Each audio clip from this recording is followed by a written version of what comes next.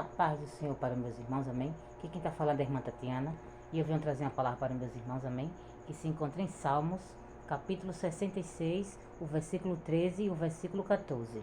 Salmos, capítulo 66, o versículo 13 e o versículo 14. Quem tiver a Bíblia quiser acompanhar, meus irmãos, que diz assim: Entrarei em tua casa com holocaustos, pagar-te-ei os meus votos, os quais pronunciaram os meus lábios, e falou a minha boca quando estava na angústia. Só até aqui, meus irmãos.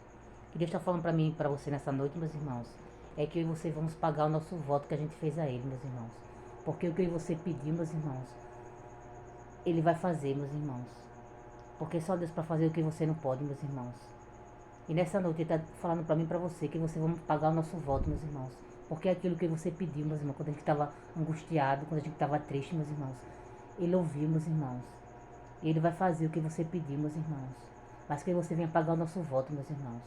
Porque a gente promete, meus irmãos, que a gente venha pagar, meus irmãos. Porque o mesmo Deus que dá, meus irmãos, Ele também tira. E que você não venha esquecer de pagar o nosso voto, meus irmãos. Porque o que você pediu a Ele, Ele vai fazer, meus irmãos. Mas que você vai agradecer, meus irmãos. Que você vai pagar o que você prometeu. Porque para Deus, meus irmãos, quando a gente promete, a gente tem que pagar, meus irmãos. E que você venha pagar. Porque o que você pedir, meus irmãos, Ele vai fazer. Mas que você venha pagar o nosso voto, meus irmãos. O que nós prometemos a Deus, a gente venha cumprir, meus irmãos. Porque o mesmo Deus que dá, Ele também tira, meus irmãos. Quando você faz um voto com Deus, a gente tem que cumprir, meus irmãos.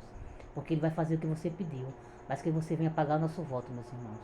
Isso até aqui, meus irmãos. Foi pouco a irmã Tatiana entender essa palavra. Fiquem todos com Deus, a paz do Senhor. E tenham uma boa noite.